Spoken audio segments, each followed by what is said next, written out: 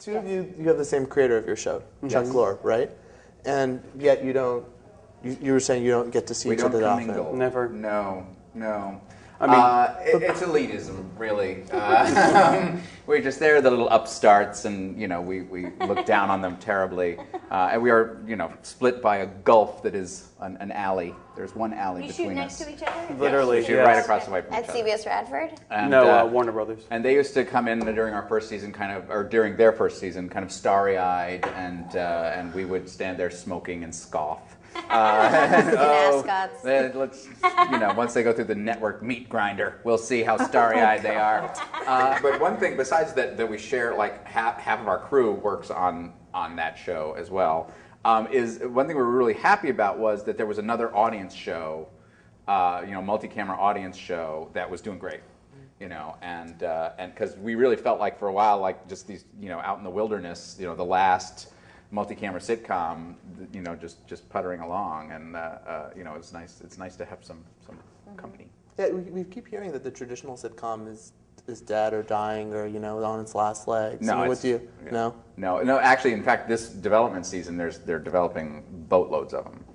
It's just cyclical. Yeah, I was going to say all that stuff is so cyclical, isn't it? I mean, and if it's good, whatever the form, people will, well, that's not true. I was going to say people will watch. It's not actually true. There's a lot of good things people haven't watched.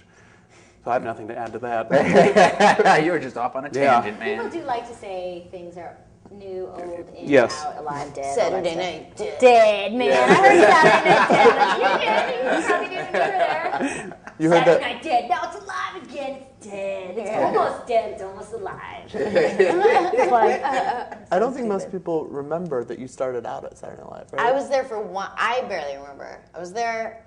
Can I tell you how long ago I was there? And this is like, I want to seem youthful, but You were like 12 when you were there. I was 22, but Yeah. we wrote. Like she's 22. I agree. How old are you? I'm 38. You look like you're 22. I was putting these little ponytails in, and I go, and I'm only 38.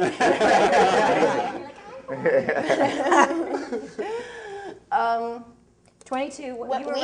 We wrote on legal pads and gave our sketches to typists. There weren't computers. Mm-hmm. Oh, wow. Wow, computers hadn't been invented. There were computers, but not there. Wow. Like, they didn't supply us with computers, and maybe one person had a computer, but I think I had a Commodore 500 in my. It was huge. It was took up a whole room. Yeah. My nephews and nieces can't believe that there wasn't internet when I was in college.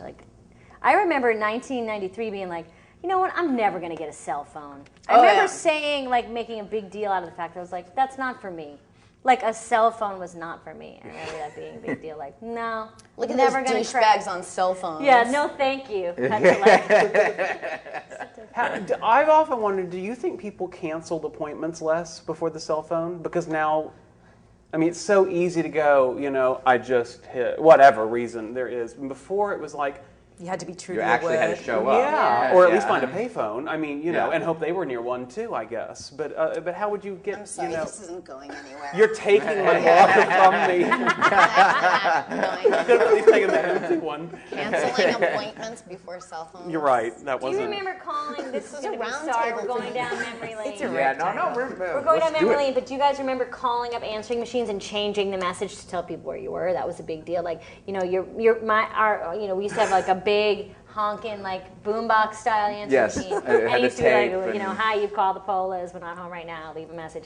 But instead, you could call in and retape your outgoing message to say where you were, and that was a big deal. Nobody's that was high tech. Nobody's home. Nobody's home. Well, what bothers me? I feel like I understand that this is such a great vehicle for storytelling in movies and TV and stuff, but when you see movies or TV shows when the guy is having sex with the girl or whatever, and his answering machine picks up and you can hear the person leaving the message, and it's like nobody has answering machines anymore. You can't use that vehicle for storytelling anymore. You can't unless this takes place in the 80s or 90s. Right. That's the first episode of your show. Yes. So what are you saying? Prehistoric. Wait, what do you mean? On the first episode of my show, the first thing is Charlie's in the bed with a woman, and you hear my voice over the answering machine. Yeah, but what year was that? But we can play that Charlie Harper, rather, his character. He would have one because he writes jingles. He's just a jingle writer from the 80s. You know, maybe that was his heyday back when he bought his answering machine. Right, like it is true that like people who are like hot in a certain time stay in that time. They retain that. Dress Yes, like 80s. I'm going to be that guy. I'm going to retain nice save. Yes.